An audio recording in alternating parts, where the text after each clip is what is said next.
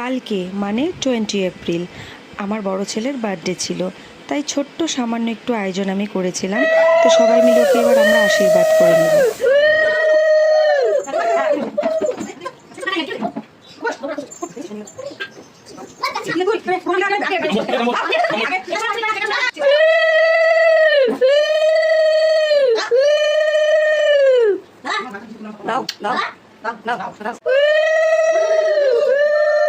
পুট্টু চলে এসছে, এখন পুট্টু খাবে।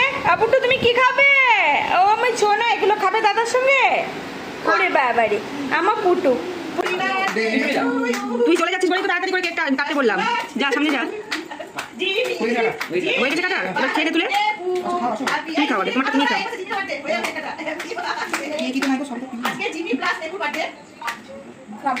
তুমি খাও তুমি খাও। আমি কি খাবো? খাবে তো খাবে না কেন?